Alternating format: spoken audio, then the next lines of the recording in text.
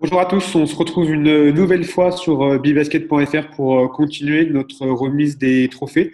Aujourd'hui, on va s'intéresser à la meilleure progression de JP Elite, toujours avec Boris, Vincent et Gabriel. Salut les gars. Salut Hello. Théo.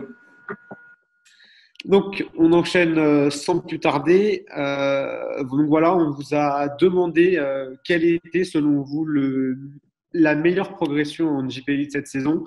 Et à 26%, vous nous avez répondu Abdo Ndoye de Cholet. Donc Boris, cette fois pour commencer, Abdo Ndoye de Cholet, meilleure progression de la JP Elite selon toi? Alors ça a été assez difficile et je ne sais pas si j'ai vraiment un profil qui se détache, mais en tout cas oui, il fait partie des deux ou trois clairement qui ont passé un gros cap. Abdoulaye Ndoye, qu'on a souvent trouvé limité, notamment sur le plan offensif, et qu'on a limité un petit peu à un stopper défensif sur les postes extérieurs. Cette année a vraiment pris une autre dimension, a gagné de la confiance et s'est établi comme un vrai joueur français majeur de Deep Elite. En témoignent les sollicitations dont, dont il est les sollicitations C'est pardon l'objet. dont En il fait équipe de l'objet, France? ouais, sur des grosses écuries, voire a priori potentiellement à l'étranger. Donc clairement c'est une des grosses révélations. Il y en avait deux trois autres que j'avais en tête, dont Yanis Morin, Alexandre Chassan ou Isaiah Cordigné, mais ça on y reviendra juste après. Rien, rien. Mais clairement Endoy fait partie des grosses progressions en JP Elite cette saison. Gabriel, un petit mot sur Abdou Ndoye qui a notamment progressé ces dernières années sur son tir extérieur. Et c'est ça justement qui lui a fait passer un cap, je pense, c'est son tir extérieur. Oui, notamment, c'est vrai que c'était un joueur qu'on considérait qui était vraiment très all-around, qui avait des grosses qualités de dribble par rapport à sa morphologie qui était forcément intéressante, vraiment une morphologie de prospect avec un arrière de très grande taille, avec une longueur de bras et une capacité physique aussi évidemment intéressante. Voilà, je pense que le cap, il est pas mal arrivé au moment où Herman Hunter a repris l'équipe. Il a tout de suite cerné qu'il avait besoin d'un gros stopper comme lui. Donc à partir de du milieu de saison, de la saison 2018-2019, il a été très responsabilisé et il ne s'est pas enfermé dans ce rôle de défenseur.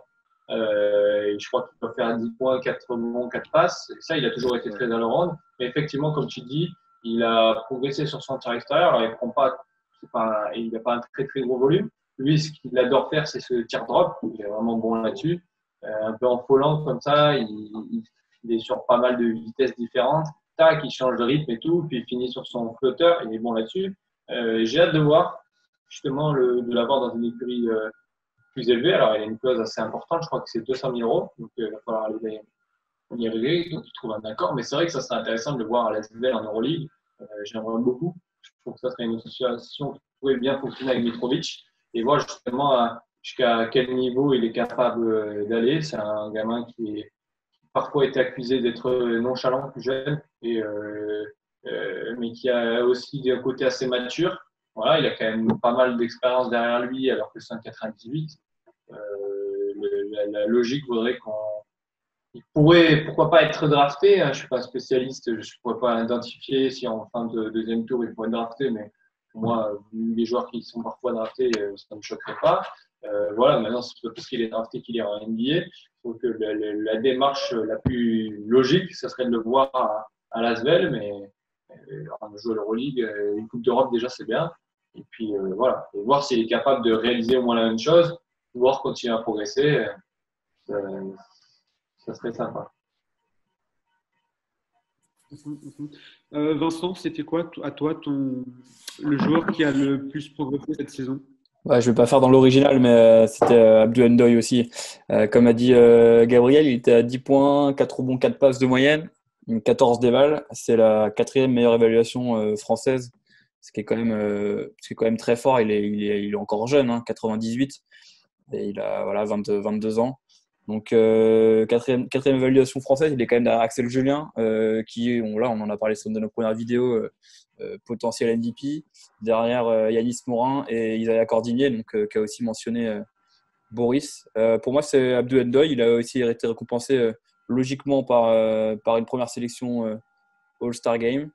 Et voilà, bon, j'ai pas grand-chose à ajouter par rapport à ce qu'on dit déjà Boris et Gabriel, mais c'est vrai que il est plus considéré uniquement comme un stopper défensif et c'est un vrai joueur de basket. Il est capable de jouer des deux côtés du terrain et son apport offensif ne veut pas dire qu'il défend plus et voilà, ce qui en fait un vrai bon joueur complet. Et aussi, il y a Isaiah Cordigné de Nanterre qui a recueilli 21% des votes. Donc là aussi, c'est une satisfaction à Nanterre d'avoir un Isaiah Cordigné performant.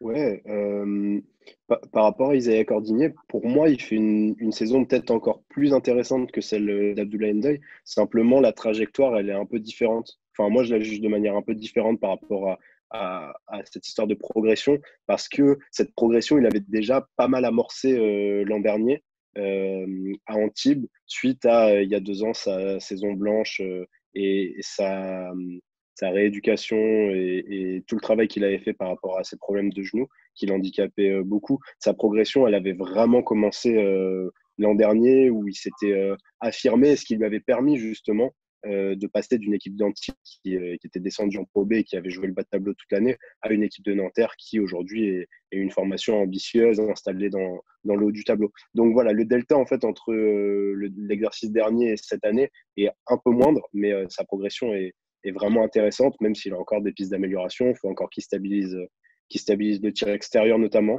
Il est capable de… Cette saison, ça a plus été un shooter de série. Il a été capable d'en mettre à certains moments et quand il était bien dans ce registre-là, il a pu mettre 4, 5 shoots à 3 points dans une rencontre. À côté de ça, il y a des moments où il est complètement passé au travers. Donc, pour se stabiliser et passer encore un cap, il faut qu'il trouve de la régularité en conservant un volume relativement important sur le tir extérieur. En fait, moi, là où je mets pas Isaiah Cordigné, c'est parce que pour moi, il est enfin au niveau en fait, où on l'attendait depuis déjà un bon moment. Voilà, c'est un joueur qui a été drafté quand il était en Pro B à Denain. Pour moi, il est enfin au niveau où on l'attendait. Et le côté là où je mets Abdoulaye Ndoye, c'est sa progression est un peu plus surprenante. Il a un niveau où on ne l'attendait pas forcément, en tout cas pas autant que Isaiah Cordigné, pour moi, a peut-être enfin atteint enfin là où il devait être, peut-être depuis 1 ou 2 ans, mais il avait été bloqué et ralenti par les blessures. On a retrouvé Gabriel, du coup, qui est de retour parmi nous. Donc, Gabriel, à toi la parole. Axel Julien, pour toi, c'était un candidat pour ce trophée de meilleure progression de la saison? Ah oui, parce qu'après, c'est facile de parler de progression. Je veux dire, par exemple, Isaiah Cordigné, on l'a pas vu, et ça reste un jeune joueur, il est en 96. Et c'est logique si on veut de commencer à avoir des responsabilités plus élevées et de passer des caps quand on vient d'un club plus mineur ou qu'on avait un rôle plus mineur et qu'on progresse parce qu'on prend l'expérience, etc. Ça prouve aussi que quand on est blessé, on continue de pouvoir se développer d'autre manière en regardant le jeu. Peut-être que des fois on apprend mieux à gérer son corps, peut-être qu'on tire des leçons là-dessus. Mais pour le coup, pour Axel Julien, c'était quand même déjà un fort joueur de championnat. On a tendance je veux dire, des fois à dire il n'a pas forcément un gros potentiel parce qu'il a taille 4 physique, il est petit, etc. Et tout. Mais on voit quand même qu'on peut progresser autrement. Voilà. Et déjà, quand on est un fort joueur de poids, de passer de là à là, c'est compliqué. Et Axel Julien, c'est ce qui se passe, puisqu'aujourd'hui, c'est un des candidats majeurs pour le titre de MVP. Voilà, je me rappelle de lui en espoir, il était vraiment impressionnant, mais bon, on était peut-être tous à dire, ouais, bon, ça peut être un bon joueur de poids. Aujourd'hui, c'est quasiment le MVP de la saison. Donc voilà, puis il est surprenant hein, parce qu'en sortie de pique, il peut aller planter un Thomas. C'est un des joueurs qui a une adresse exceptionnelle. C'est un des mecs qui fait des trick shots exceptionnels, mais c'est pas pour rien parce qu'il est très droit. Puis des fois, il se régale sur le terrain, il fait plaisir parce que il a passé un tel cap, je pense, qu'il essaye de faire des passes qu'on pourrait voir de plus grandes des fois. Et il a quand même un ratio passe décisive turnover qui est bon. Voilà, il se permet de faire ça parce que de régaler ses coéquipiers de cette manière parce qu'il a pris la confiance, quoi. Et voilà, et il triche pas en défense. De toute façon, il ne faut pas tricher en défense avec le Harmonium. Donc passer d'un statut de All-Star international français à un statut de potentiel MVP pour un joueur dans son profil, je pense que c'est quand même une sacrée marche. Et c'est ce qu'il a fait. Pour préciser un peu les chiffres de Gabriel, quand il parlait du ratio passe décisive, perte de balle, il est à 6,6 passes décisives et il a un petit peu plus de perte de balle. Mais je crois qu'il doit être à 2,1. Et voilà, souvent un bon ratio, ça, quand tu es à 3 passes décisives pour une perte de balle, c'est un ratio plutôt correct. Et on a aussi un autre qui a fait une bonne progression en passant de Strasbourg à Limoges, c'est Ludovic Beyerst, Boris. Oui, Ludovic Beyerst, je pense on connaît ses qualités, on connaît ses défauts, qui sont, alors on ne peut pas dire que c'est un défaut, mais en tout cas un déficit d'un point de vue physique. Ça lui a souvent été préjudiciable, je pense. Malgré tout, Vincent Collet l'a lancé assez tôt en professionnel du côté de Strasbourg, mais on avait l'impression qu'il était bloqué, qu'il n'arrivait pas justement à passer le cap supplémentaire et que ça restait un jeune joueur en rotation sur lequel on donne un peu de minutes pour faire souffler parce que de l'énergie, parce que de la maturité et un QI basket intéressant. Là, Limoges, il s'est vraiment affirmé comme un vrai joueur professionnel à part entière et pas simplement un jeune joueur qui coûte pas cher dans une masse salariale et à qui, du coup, on donne quelques responsabilités. Là, c'est un vrai deuxième meneur de Jeep Elite aujourd'hui. Mais après, c'est là que la progression, c'est toujours intéressant. Est-ce qu'il a progressé ou est-ce qu'il a eu l'occasion de montrer ses qualités? Parce qu'effectivement, comme tu disais, à Strasbourg, on a l'impression que ça arrangeait bien, ça avait le projet jeune. En même temps, il connaît souvent un gros meneur et un 2-1. Et puis Ludovic Beyerst, tu rentres, tu fais une bonne rotation, tu mets l'intensité défensive.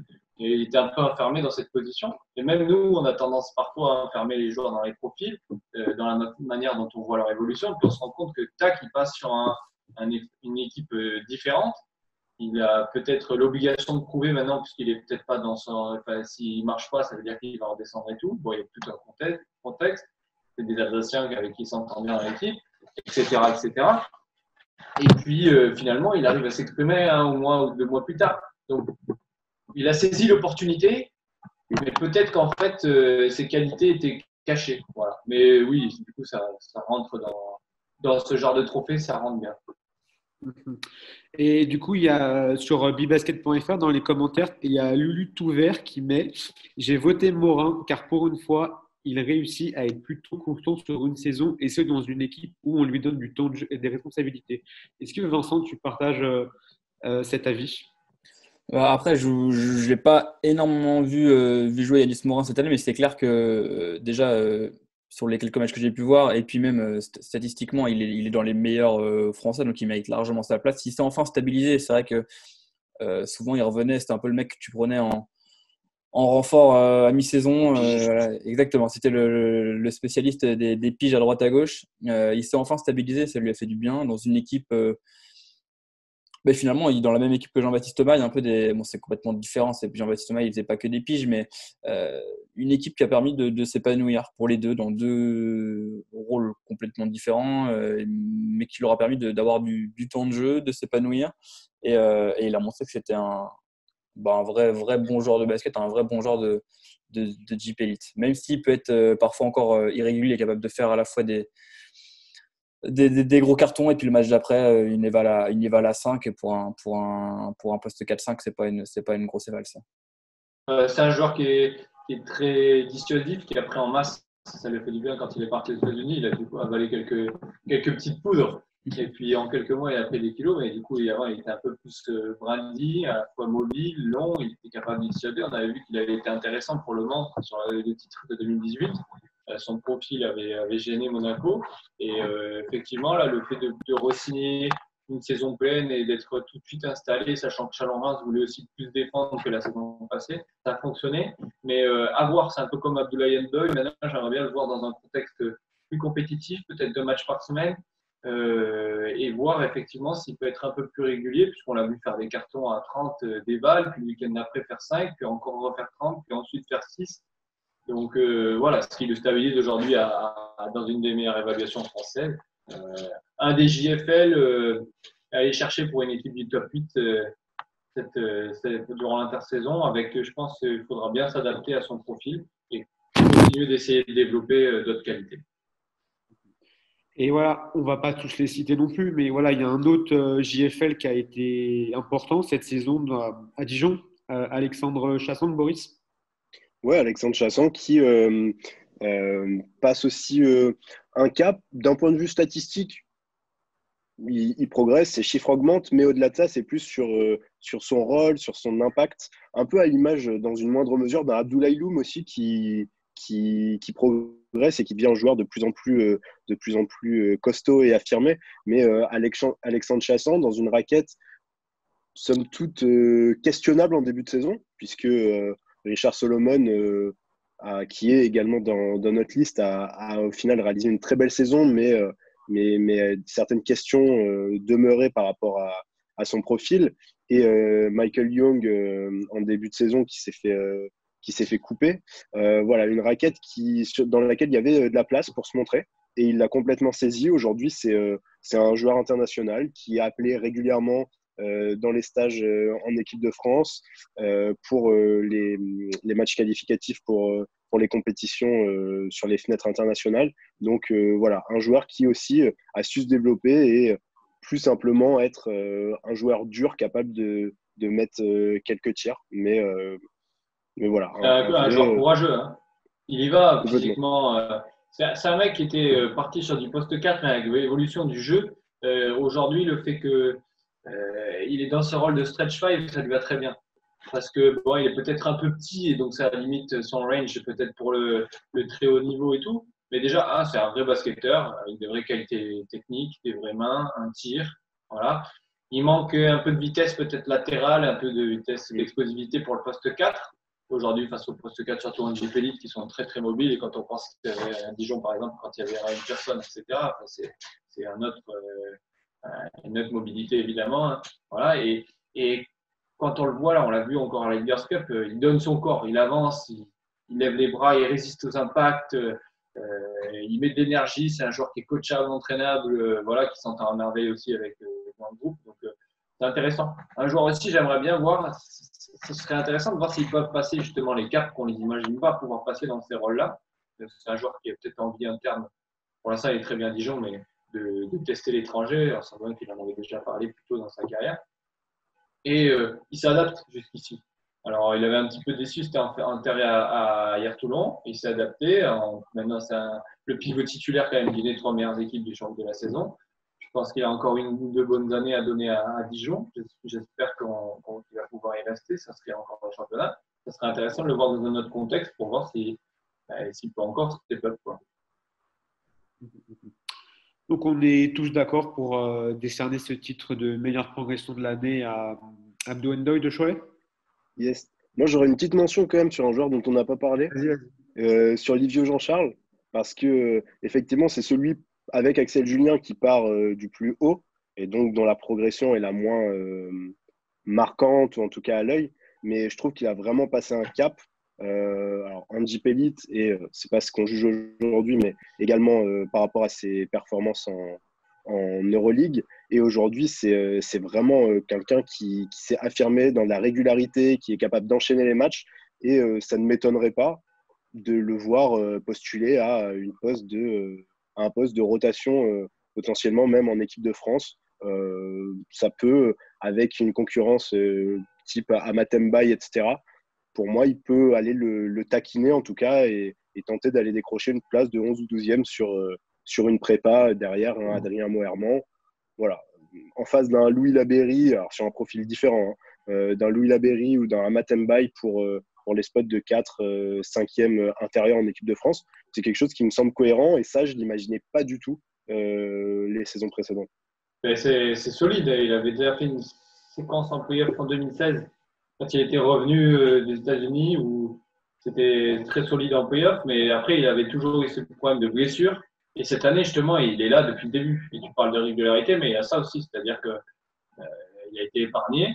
Et voilà. Moi, ce que j'aimerais bien pour qu'il passe un cap, c'est qu'il devienne encore. Il peut mettre des 3 points. Il en a mis un petit peu cette année, ça commence, et qu'il passe un cap là-dessus. S'il arrive vraiment à ajouter ça, un tir extérieur fiable et avec un volume de tir important, je pense qu'effectivement, on peut l'imaginer. On espérait plus jeune qu'il soit ce poste 4. Voilà, parce que c'était un 4-3. On sait qu'on avait voulu le développer en 3 plus jeune, etc. Bon, maintenant, il est vraiment plus intérieur. Donc, s'il ajoute ce tir, ouais, effectivement, ça serait bien potentiellement un poste 4 de rotation en équipe de France. Vincent, un mot pour conclure? Non, je pense qu'on a fait le tour et c'est vrai qu'il y a des progressions qui sont un petit peu plus difficiles à cerner. Vous l'avez dit, hein, Boris et Gabriel avec un Axel Julien, un livre de Jean-Charles, parce que forcément, la marge de progression est un petit peu moindre quand on part de plus haut. Mais voilà, quand on parle d'Axel Julien, d'un potentiel MVP, ça veut bien dire qu'il a progressé. Mais je pense qu'Abdoulaye Ndoye est un bon vainqueur, un bon candidat pour ce titre. Parce il était à 6 points de moyenne, 3,5 et rebond et 2,5 passes. Et il a tout augmenté statistiquement parlant aussi. Ça va avec le temps de jeu évidemment, mais je pense que c'est un beau vainqueur. Il va être dur à remplacer à Cholet. Hein, il va être dur à remplacer à Cholet. Mais il n'est pas encore parti. On ne sait jamais. On ne sait jamais ce qui peut se passer. Donc voilà, vous l'aurez compris, on a décidé d'attribuer ce titre de meilleure progression de la saison 2019-2020 au joueur de Cholet Basket, du coup Abdoulaye Ndoye. Voilà, donc allez, un pitch pour tout le monde. Allez, c'est parti. On vous remercie du coup de nous avoir suivis. On vous dit à très bientôt sur Bibasket. Ciao. Salut. Retrouvez les résumés de matchs et toutes les actualités sur bibasket.fr, le site numéro 1 sur le basket français.